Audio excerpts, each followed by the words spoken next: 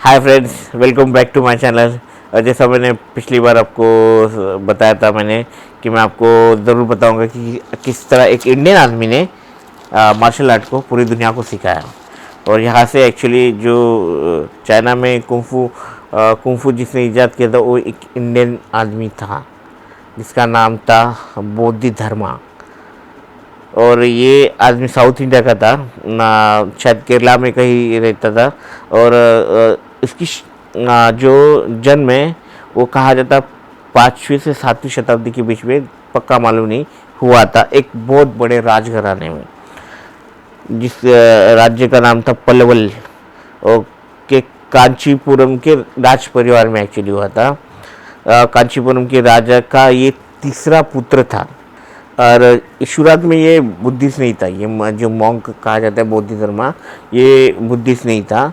और लेकिन क्या मालूम है कि राजघराने में अमीर परिवार में पैदा होने की वजह से उसे, लेकिन उसको दौलत का मोह नहीं था, सांसारिक चीज़ों के बारे में उसको मोह नहीं था।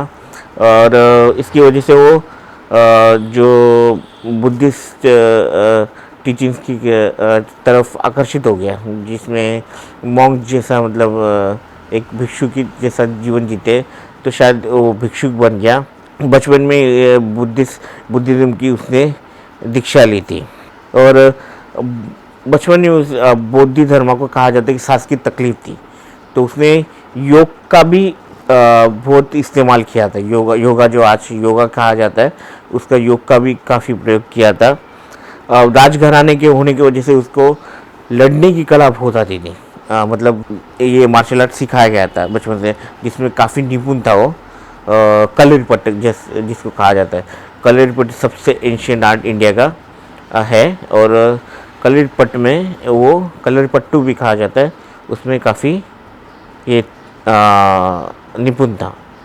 और बाद में उसको एक गुरु महाकश्यप मिल गए, जिनकी दीक्षा इसने ली। और पूरी तरह से बुद्धिस्ट बन गया। एक्चुअली 22 साल तक पूर्णतः वो ज्ञानी बन गया। अभी बौद्ध धर्म का जो उसने ट्रैवल किया था चाइना तक, उसके बारे में बहुत कम जानकारी है। और कहाँ से कैसे गया वो भी मालूम नहीं है। और क्यों गया, उसने क्यों चाइना गया वो भी मालूम नहीं है। तो लेकिन इतना वो चाइना गया था, और चाइना की एक गाँव है नॉनजिंग करके गाँव है, वहाँ पे गया था। लेकिन क्या हो गया, जब वो नॉनजिंग में रह रहा था वहाँ पे एक परदेसी की तरह, तो वहाँ पे बहुत बड़ी आपदा आ गई।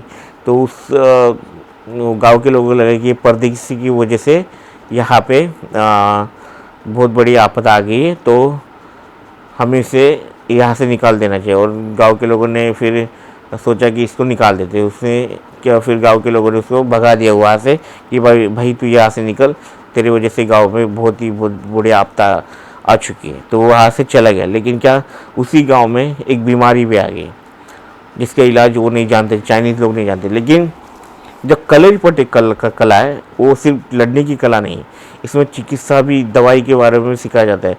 और ऑब्वियसली बौद्ध धर्म को इसके बारे में पता था, तो उसने गांव में जाकर बहुत जो बीमार लोगों का इलाज किया। तब लोगों को पता चला कि ये मामूली आदमी नहीं, ये सेंट है करके।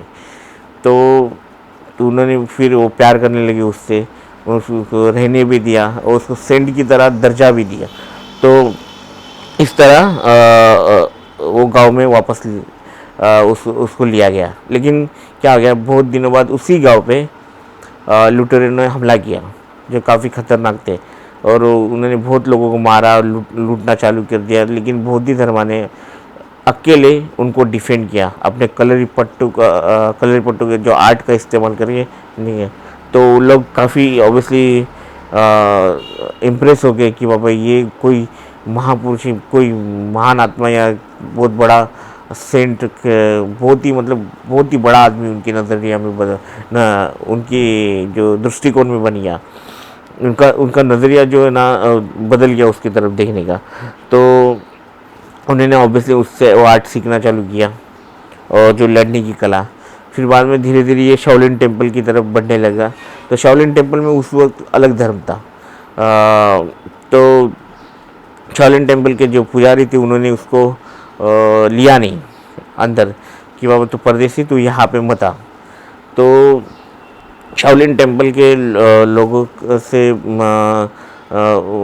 बचकर वो फिर वापस उसकी शाओलिन टेम्पल के नज़दीक गुफा थी, उसमें जाके बैठ के मनन चिंतन करने लगा, ध्यान दे के 9 साल तक उसने वो ऐसे चिंतन करने लग गया, जो आज भी शायद कुछ बहुत भिक्षुक करते हैं। 9 साल तक वो दीवार की तरफ दिखते करते बैठा और कभी उसने पीछे मुड़ के नहीं देखा, लेकिन लोग उसको देखते थे कि कोई गुरु कि यहाँ पीट के वहाँ मुँह करके ध्यान करता है यहाँ पे। तो एक बार एक आदमी ने, शाओलिन टेम्पल के आदमी ने आकर उससे पूछा कि गुरु आप हमेशा यह दीवार की तरफ ही क्यों मुँह करते हैं? तो उसने पूछा जब तक कोई इस लायक आदमी नहीं आएगा तब तक मैं वो अपना मुँह किसी को नहीं दिखाऊंगा। तो ऐसा कहा जाता है कि जो आदमी था शाओलिन टेम्पल, उसने खुद का हाथ काट के उसको दे दिया, अभी तू पीछे मुड़ के देख नहीं तो मैं खुद का सिर भी काट दूंगा। तब बोधि धर्मा ने पीछे मुड़ के देखा और उसे कहा कि तू मेरे लायक है। तो इस तरह से फिर शाओलिन टेम्पल में भी उसको एंट्री मिल गई। वहाँ उसने बुद्धिज़्म का प्रचार किया और साथ ही साथ जो कलरीपयट्टू आर्ट है, मार्शल आर्ट, उसको भी सिखाया उसने। वहाँ पे एक कुंफू आर्ट को डेवलप किया, जिसको हम आज कुंफू के नाम से जाते हैं, उसको डेवलप किया और तब से शाओलिन टेम्पल में इसको सिखाया जाता है। यही आर्ट आगे जापानी ने जाके ओकिनावा और मेन जापान लैंड में लेके गए और वहाँ उसे कराटे कहा जाता है। तो इस तरह दुनिया की जितने भी आर्ट है उसकी शुरुआत इंडिया के केरला से हुई थी, जिसका पहला नाम था कलरीपयट्टू। उसी के आधार पे अलग अलग आर्ट अलग अलग गुरु ने अलग अलग तरह से डेवलप किया। दुनिया में कोई भी मार्शल आर्ट का शुरुआत जो है ना, यही से हुआ था, इंडिया से हुआ था। और आज तक हमें क्या लग रहा था कि चाइना ने किया, ऐसा नहीं, उसे इंडियन आदमी ने। और जो उससे ये जो बुद्धिज़्म से इसलिए रिलेट मार्शल आर्ट को देख लोग करते हैं। और मेरा बुद्धिज़्म के बारे में इतना ज्ञान नहीं है मुझे, लेकिन इसको ज़ेन बुद्धिज़्म कहा जाता है, इतना मुझे मालूम है। तो इस तरह से मार्शल आर्ट की शुरुआत हुई थी, आया समझ में?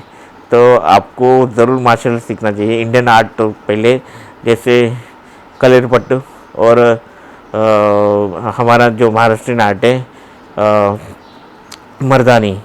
सोचो महाराष्ट्र लोगों ने अफ़गानिस्तान तक राज किया था, ऑब्वियसली उनके पास कोई तो मार्शल आर्ट था, नहीं तो कर सकते थे। अगर लड़ने की कला हमारे पास नहीं होती, हमारे पूर्वजों के पास, तो हम इतना देश को डिफेंड कर सकते थे? नहीं कर सकते थे। तो उसको भी, हमारा ट्रेडिशन है, उसको भी जारी रखना चाहिए, उसको भी हमें सीखना चाहिए।